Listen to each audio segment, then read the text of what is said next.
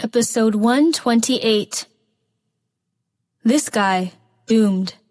The man became silent again. After a long while, he said, "No matter what you believe, I helped you yesterday. You get some cash to me. Even a couple hundred would do. I need to find a safe place to lay low for a while. Jake Robinson is fucking making me homeless." Lila Cox scoffed, but she knew that the man would not lie to her. "Where are you? I will have someone get the cash to you." He quickly told her the address, and she asked her chauffeur to send the money. However, she was unaware that there was surveillance outside the Cox household. This hacker was not as good as Drake Howard, so when he hacked that video file, there was no way he could avoid being hacked back. Since he was hired by Lila Cox, he would definitely come to her when he was desperate.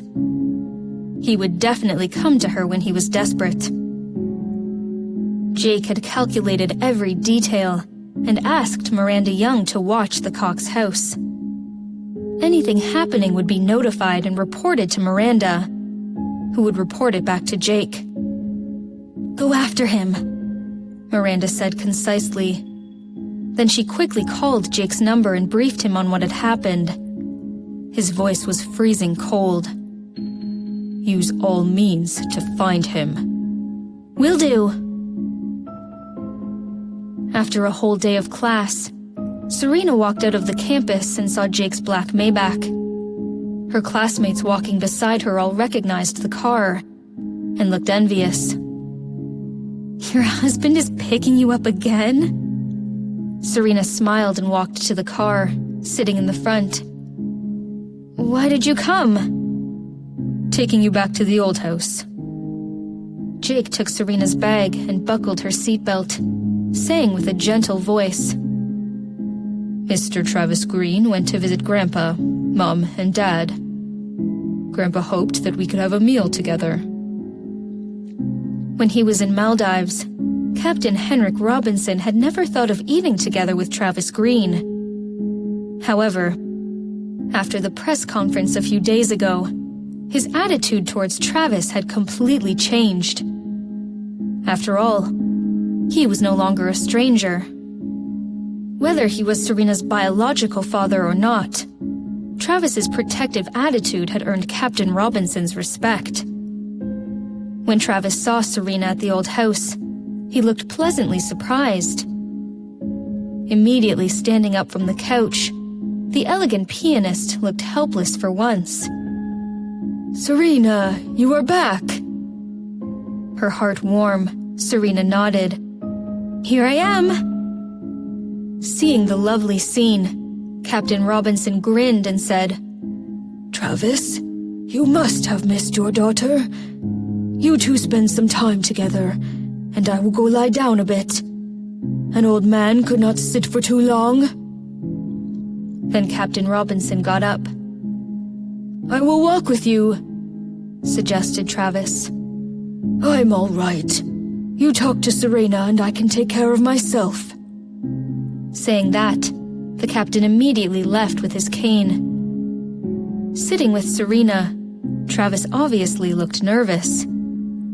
He looked at Serena and asked with guilt, "Do you blame me for speaking like that in front of the media? It was an emergency, so I didn't think too much before I—" "It's okay." Serena's tone sounded the same as always. Travis let out a sigh of relief. However, he was still nervous to look at her. Seeing the fruit on the table, he suddenly said, "Are you thirsty? Can I peel an apple for you?" Then, Travis took a knife and an apple from the fruit basket he brought as a gift, starting to peel it. "I'm good, Dad." Listening to that, Travis Green's hand trembled and the knife fell to the floor. Seeing Travis's dramatic reaction, Serena swallowed back her other words. Noticing that he had dropped the knife, Travis felt a bit embarrassed. Blushing, he quickly bent over to pick the knife up. As he got up, he knocked his head on the glass coffee table, making a thump. Serena was startled and asked, "Are you okay?" Travis was mortified, his cheeks as red as the first time he went on the stage. Trying to act okay, he shook his head. But Serena let out a yelp, gazing at his hand. Travis Green looked down and saw blood flowing on his hand. Accidentally, he had taken the knife the wrong way, facing the blade to his palm. It did not hurt much, but Serena reached out to take the knife from him and said, "You need to be more careful." Serena was sitting opposite Travis Green, and since the coffee table was not wide, Serena could easily reach his hand. Spreading his fingers, Serena saw Travis's entire palm was bloody, looking a bit scary. Serena was sitting opposite Travis Green, and since the coffee table was not wide, Serena could easily reach his hand.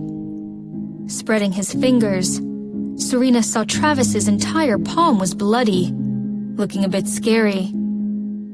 Jake felt slightly jealous, but then took pity on Travis, who was being as happy as a clam. Just this once. "Emma, can you find the first aid kit?" Jake asked. The maid heard him and brought the kit. Looking at the blood on Travis's hand, she gasped and said, "How did you get hurt? We should dress the wound." "I can do it on my own, thank you." Travis smiled. Obviously, he was much more relaxed speaking to Emma than to Serena. Looking back, he saw Serena searching through the first aid kit and immediately grinned like a fool. Serena found a Band-Aid and carefully applied it on Travis's hand. After she was done, she found at some point, Travis's eyes became red. Blinking his eyes, he almost felt confused as he saw Serena looking up. Grinning, he said, "Thank you, Serena." Serena smiled. "No need to thank me. You are my dad, aren't you?"